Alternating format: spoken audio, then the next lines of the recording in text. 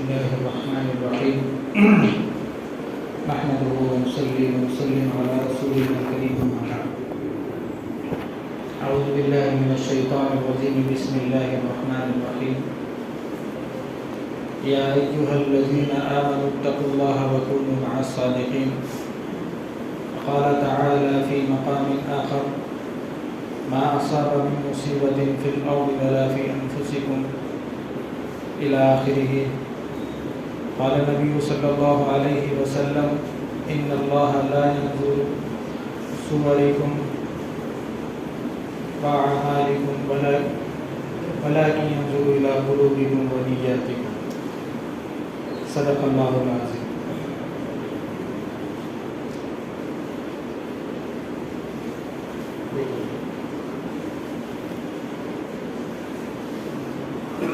میرے معزز بزرگوں اور بھائی دوستوں، اللہ رب العزت نے اس کائنات کا جو وجود بخشا ہے تو نبی صلی اللہ علیہ وسلم کے اس دنیا میں بھیجنے کے اوپر رکھا گیا ہے۔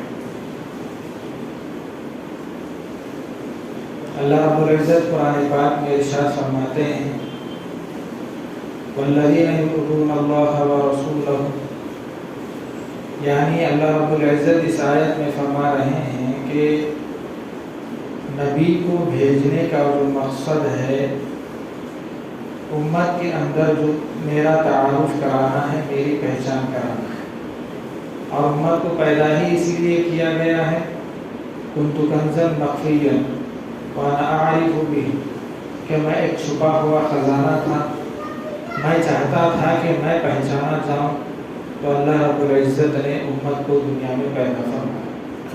اب اسی پہچان کے لیے اللہ رب العزت نے نبیوں کو بھیجا، اور خاتم النبیین نبی صلی اللہ علیہ وسلم کے وجود پر اور دنیا میں ان کی بعثت پر اور ان کی آمد پر از ابتدا تا انتہا، اول تا آخر، ساری دنیا کا وجود جو بنایا گیا ہے اور کائنات کے نظام کو جو سجایا گیا ہے، تو نبی صلی اللہ علیہ وسلم کی دنیا میں تشریف آوری کی بنیاد پر سجایا گیا ہے، اور نبی صلی اللہ علیہ وسلم کو دنیا میں لا کر امت کو یہاں سے آگے جا کر اور یہاں پر رہنے کا جو طریقہ ہے اور یہاں سے آگے جا کر نبی اللہ رب العزت کی جو مقامات ہیں اللہ نے جو بتلائے ہیں غیبی مقامات، ان کو بتلایا گیا ہے۔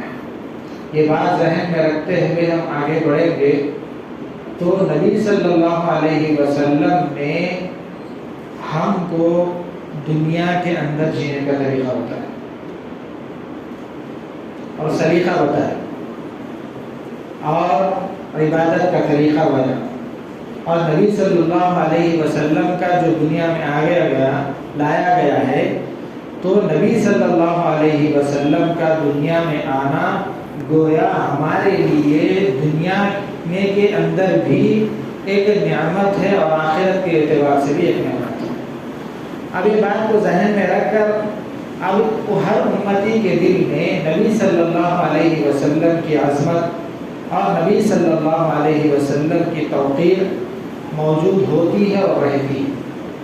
میں پہلے بھی یہ بات کئی مرتبہ عرض کر چکا ہوں اور بار بار عرض کرتا ہوں کہ ساری دنیا مل کر اگر نقصان پہنچانا چاہے اور اللہ رب العزت اگر نہ چاہے تو کوئی بات بیگانی کر سکتی ہے، اور اگر ساری دنیا مل کر فائدہ پہنچانا چاہے اور اللہ رب العزت اس کو نقصان پہنچانا چاہے تو نہیں کر سکتے، اسی لیے کہ جب بندہ دنیا میں آتا ہے سارا نظام اللہ رب العزت کے ہاتھ میں ہے۔ کاروبار کرتا ہے اس لیے کرتا ہے کہ اس کو فائدہ ہو، لیکن اس کو نقصان ہو رہا ہے، اس سے پتہ چلتا ہے کہ وہ جو کاروبار کا جو نظام ہے اس کے ہاتھ میں نہیں ہے، وہ اللہ رب العزت کے ہاتھ میں ہے۔ آدمی نکاح کرتا ہے، اولاد نہیں ہے، اولاد سے محروم ہے، تو آدمی کے اندر یہ دل میں بات پیدا ہوتا ہے کہ اگر میرے ہاں اولاد ہوتی تو اس سے محسوس ہو رہا ہے کہ بندے کے ہاتھ میں وہ نظام نہیں ہے، اللہ رب العزت کے ہاتھ میں وہ نظام ہے۔ غرض جو چیز بھی آدمی کر رہا ہے آدمی کے ذہنوں میں یہ بات ہے کہ یہ ساری چیزیں میری طرف سے ہیں۔ مثال کے طور پر کسان یہ سمجھتا ہے کہ اگر میں کھیتی باڑی اگر نہیں کروں گا تو دنیا کا اناج کہاں سے چلے گا۔ اب ذرا آگے بڑھیے، اب یہ جو ذخیرہ اندوزی کرنے والے ہیں یہ سمجھتے ہیں کہ اگر ہم ان کے پاس سے اناج نہیں خریدیں گے، اناج خرید کر نہیں رکھیں گے، جمع نہیں کریں گے، تو یہ لوگ سمجھتے ہیں کہ دنیا کا نظام درہم برہم ہو جائے گا، نہیں چلے گا۔ آپ تھوڑا آگے چلیے، تاجر حضرات یہ کہتے ہیں کہ اگر ہم ان جمع کرنے والوں کے پاس سے اگر خرید کر ایکسپورٹ امپورٹ اگر نہیں کریں گے مال تو سارا نظام خراب ہو جائے گا، سمجھ رہے ہیں؟ تو ہر آدمی یہ کہہ رہا ہے، ہر آدمی کی یہ سوچ میں ہے کہ دنیا کا جو نظام ہے وہ میری طرف سے چل رہا ہے۔ اللہ رب العزت فرما رہے نہیں، اللہ رب العزت فرما رہے ہیں دنیا کا نظام تمہاری وجہ سے نہیں چل رہا ہے۔ اگر کھیتی کرنے والا کھیتی نہیں کرتا تو میں دنیا کو چلا کر بتاؤں گا، تاجر اگر تجارت نہیں کرتا تو میں دنیا کے چلا کر بتاؤں گا۔ ارے لاک ڈاؤن میں ہوا نہیں ہوا، 3-4 مہینے اللہ رب العزت بٹھا کے کھلائے نہیں کھلائے، ساری دنیا کو بٹھا کے کھلائے، سپر پاور ملکوں کو بھی آرڈس کر کے بٹھا کے کھلائے، اور غریب سے غریب ملک کو بھی بٹھا کر کے۔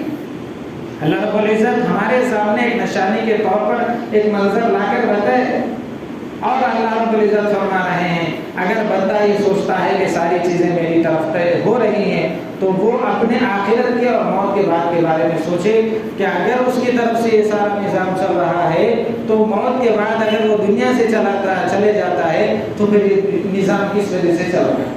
مثال کے طور پر کوئی دنیا کا بڑا تاجر ہے اگر عمر گیا، اس کا مطلب یہ ہے کہ دنیا کا نظام درہم برہم ہو جائے گا، ختم ہو جائے گا۔ کسان ساری دنیا میں کسان کر رہے ہیں، ساری دنیا کے کسان چلے گئے تو وہ یہ سوچ رہے ہیں کہ بھئی اگر ہم دنیا سے چلے گئے تو اناج کا اگنا مسئلہ بے قابو ہو جائے گا۔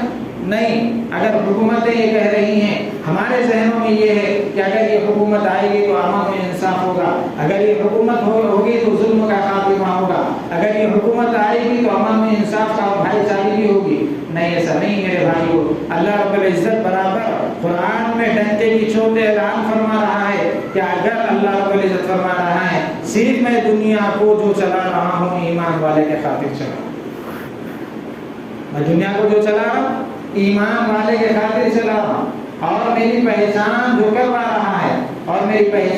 کر رہا ہے اور اللہ رب العزت کا جو نبی رحمت محمد صلی اللہ علیہ وسلم جو نبی ہیں اور میرا جو چہیدہ بندہ ہے اس سے جو چاہنے والا ہے اور اس کے خاطر میں دنیا کو چلا رہا ہوں۔ اگر یہ ختم ہو جائے گا تو میں دنیا کے نظام کو درہم برہم کر دوں گا۔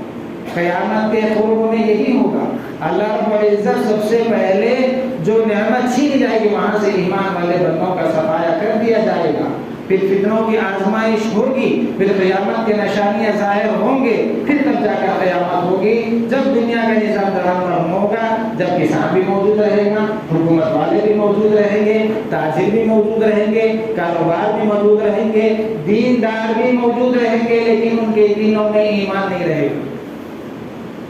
یہاں تک کہ فرمایا گیا ہے حدیث میں کہ اللہ رب العزت انسانوں کے دلوں سے قرآن کو اور دین کو اس طرح مٹا دے گا کہ لوگ کل ہی قرآن دیکھیں گے لیکن آج قرآن دیکھ کر کہیں گے کہ ارے بھائی ہمارے پاس پہلے آبا و اجداد کے ہمارے دادا پرداداؤں کے زمانے میں یہ قرآن اور یہ کتاب پڑھی جاتی تھی۔ اس طرح اللہ رب العزت لوگوں کے ذہنوں میں پھول ڈال دے، حالانکہ ایک دن کا وقفہ ہوگا۔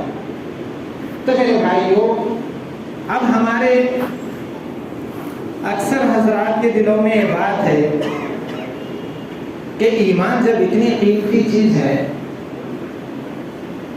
تو پھر ہم ایمان سے دور کیوں؟ جب ایمان اتنی قیمتی چیز ہے تو ایمان سے دور کیوں ہے؟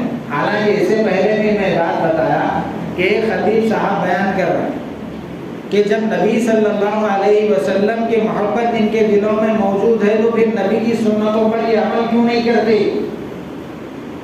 داڑھی کیوں نہیں رکھتے؟ سنتوں پر عمل کیوں نہیں کرتے؟ ساری چیزوں پر عمل کیوں نہیں کرتے؟ لیکن پھر نبی کی جب اہانت کا اور توہین کا مرتبہ آتا ہے تو یہ روڈوں پر نکلتے ہیں، حالانکہ نبی کی توہین یہ خود اپنے عملوں سے کرتے ہیں۔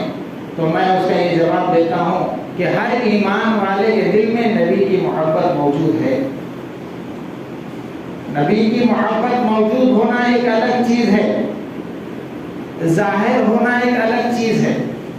اگر ایک ماں باپ کا بیٹا اگر نافرمان ہے، اگر وہ ان کی اہانت کرتا ہے، بدتمیزی کرتا ہے، تو ماں باپ اس کو دور نہیں کرتے، ماں باپ اس کو دور نہیں کرتے، اور ان کی بے ادبی اولاد کر رہی ہے، بدتمیزی کر رہی ہے، لیکن اگر وہ ایک مرتبہ اگر باپ کے پیٹ میں منڈی ڈال دے تو ساری جتنی بھی خطائیں وہ خطاؤں کو معاف کر دیتا ہے۔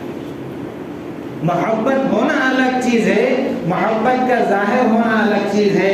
اسی وجہ سے فرمایا کہ ہر ایمان والے کے دل میں نبی کی محبت ہے، لیکن جب وہاں پر اہانت کا اور توہین کا مسئلہ آتا ہے تو بھی نبی کی محبت ظاہر ہوتی ہے۔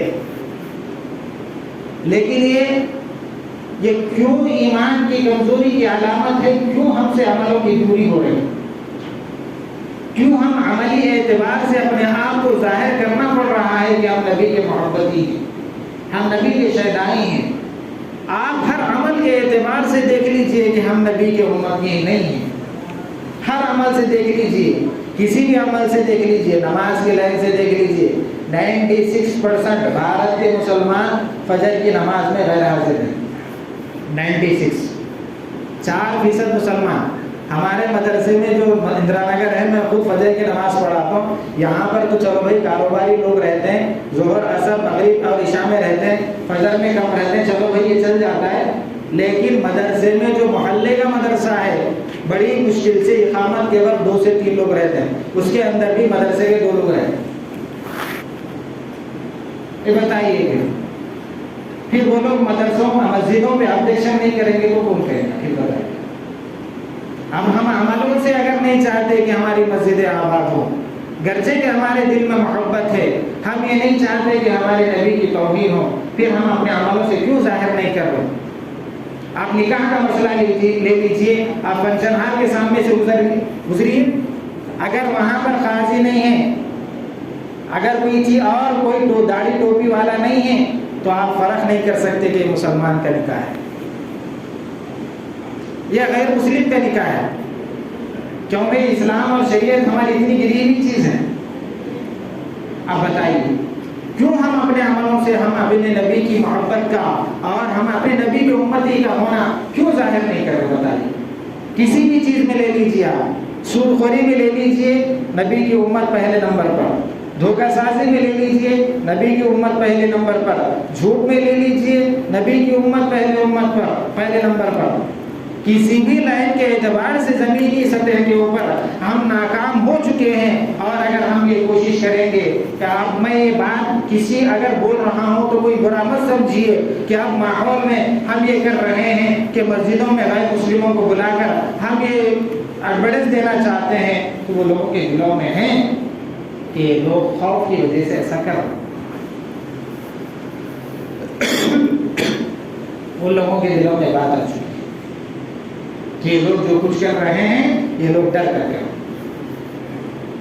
اگر یہ ایسا معاملہ نہیں ہوتا، اگر یہ ساری چیزیں نہیں ہوتی تو لوگ کیوں بلاتے ہیں؟ یہ کیوں دکھاتے ہیں ہمیں؟ ایسا کیوں کرتے؟ کیوں ہم اپنے عمل سے نبی کا محبت ہونا اور نبی کا عاشق ہونا کیوں ظاہر نہیں کرتے؟ ہمارے نوجوان کس راستے پر ہیں، اور یہ لوگ ساری چیزیں کر رہے ہیں کہ ہمارے بہنوں کو وہاں سے اٹھا کر میدانوں میں لانا چاہ رہے ہیں، ننگا ناچ نچانا چاہ رہے ہیں، پھر بھی ہمارے دلوں میں چنگاری پیدا نہیں ہوتی، پھر بھی ہم ایمان والے ہونے کے باوجود بھی، ہم ایمان والے اور نبی کے عاشق ہونے کے باوجود بھی ہم نبی کی سنتوں پر عمل کرنے کے لیے تیار نہیں ہیں۔ کیوں ایسا؟ دیکھو کئے ایسے ضمیر فروش ایمان بیچنے والے لوگ ایماندار اور جا کر وہاں پر میڈیا میں بیٹھ کر یہ کہہ رہے ہیں کہ بھائی جب ساری چیزوں میں حقوق اور مساوات ہے تو پھر مدرسوں میں، مسجدوں میں، خانقاہوں میں عورتوں کو کیوں نہیں بلایا جا سکتا؟ جلانا ہے وہ لوگوں کو کہ ہماری عورتیں اپنی عزت کو محفوظ رکھ رہی جہاں پر دیندار گھرانے ہیں۔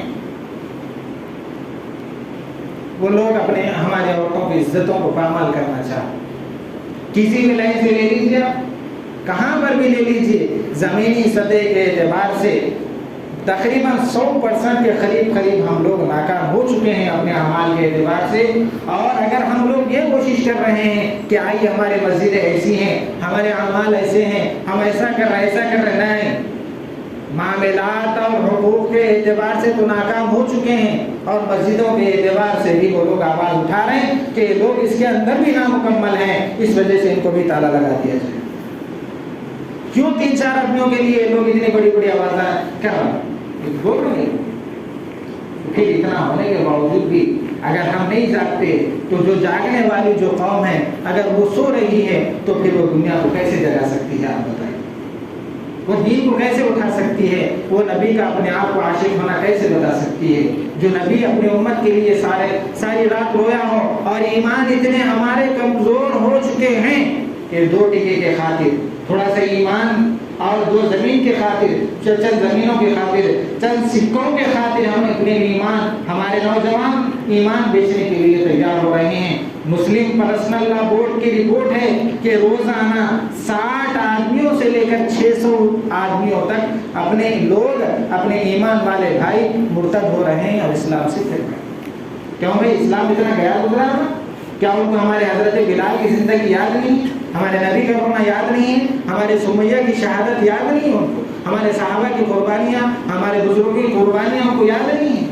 کیوں ایسا ہو گیا؟ اس وجہ سے کہ گھرانوں سے دین نکل گیا، کہ نوجوان اپنے طرز پر چلنے کے لیے تیار ہیں، ماں باپ اپنے طرز پر چلنے کے لیے تیار ہیں، ساری چیزیں اپنے طور طریقے پر چلنے کے لیے تیار ہیں، لیکن کوئی بھی نبی کی بات ماننے کے لیے تیار نہیں. تو پھر کیوں لوگ دوسرا اعتراض نہ کریں؟ بھئی آپ کاروباری لوگ ہیں، آپ کو کاروبار کے حساب سے میں مثال دیتا ہوں. ایک آدمی ہے، یہاں پر گاڑی کی میکینک کی ضرورت ہے، گاڑیوں کے میکینک کی ضرورت ہے. اگر یہاں پر گاڑیاں زیادہ چلتی ہیں، اگر یہاں پر میکینک موجود نہیں ہے تو دوسرا وہ کوشش کریں گے لوگ کہ بھئی یہاں پر میکینک ہونا موجود ہے. بھئی ایک آدمی ہے، جس طرح مثال کے طور پر کرونا کا بیماری بڑھ گئی تو لوگ یہ چاہتے ہیں کہ بھئی کرونا کا ڈاکٹر کون ماہر ہے، تو دیکھتے ہیں کہ ادھر طرف متوجہ ہوتے ہیں، تو سارے لوگ ادھر متوجہ ہوتے ہیں کہ بھئی یہاں پر کرونا کا ڈاکٹر ہونا ضروری ہے. جو چیز نہیں ہے دنیا اسباب فطرت کے تحت، وہ دنیا وہاں پر وہ چیز لا کر رکھنے کی کوشش کرتی ہے. اگر ہم ایمان والے ہیں، عبادت نہیں کرتے، تو دوسرے غیر لوگ یہاں پر دوسری غیر چیزیں لانے کی کوشش کرتے ہیں. تو جب ہم ایمان سے کورے اور خالی ہاتھ بیٹھ جائیں گے تو ملک کا جو حال آپ دیکھ رہے ہیں، زمینی سطح پر 6-8 مہینے سے ہم لوگ خود بیٹھ کر ہر آدمی غور کرے کہ میرا دین میں اور دین بنانے میں اور میرا خود دین پر عمل کرنے میں کتنا حصہ ہے، اور میں خود دین کے بگڑنے میں اور دین سے دوری میں میرا کتنا حصہ ہے. یہ خود آدمی عمل کرے گا تو انشاءاللہ اس سے پھر اسلام چمکے گا. پھر ہم اپنے عملوں کے اوپر مضبوطی سے اگر جمیں گے تو پھر ہم کو کسی کے پاس بولنے کی، کسی کے پاس بتانے کی، جس لائن سے ہم لوگ ہیں، کم سے کم کوشش کریں دین پر چلنے. دیکھو کوشش کرنے سے ہر کام ہوتا ہے، کوشش کریں. اگر آدمی کوشش بھی نہیں کرتا تو بھی اس بارے میں اللہ رب العزت قیامت میں پکڑیں گے، قیامت میں پکڑیں گے. ساری چیزیں تیری پاس تھی، مہیا تھی. اسی وجہ سے بزرگوں نے کہا ہے کہ جب آدمی کے حالات قابو میں ہوں، نماز پڑھا جا سکتا ہو، داڑھی رکھی جا سکتی ہو، قرآن پڑھا جا سکتا ہو، ساری چیزیں کی جا سکتی ہو، لیکن اگر آدمی اس پر عمل نہیں کرتا تو پھر اللہ رب العزت فرما رہے ہیں کہ میں قوم کو وہاں سے ہٹاؤں گا، دوسری قوم کو لاؤں گا، اور یہ لوگ اگر عمل کرنا چاہے تو بھی میں عمل کرنے نہیں دوں. اللہ رب العزت فرما رہے ہیں. اس سے پہلے ہمارے حالات بدلیں، ہم خود کو بدلنے کی فکر کریں، کوشش کریں. اللہ رب العزت ہمارے ایمان کی اور خصوصیت کے ساتھ ہمارے نسلوں کی ایمان کی حفاظت فرمائے. وآخر دعوانا الحمدللہ رب العالمین.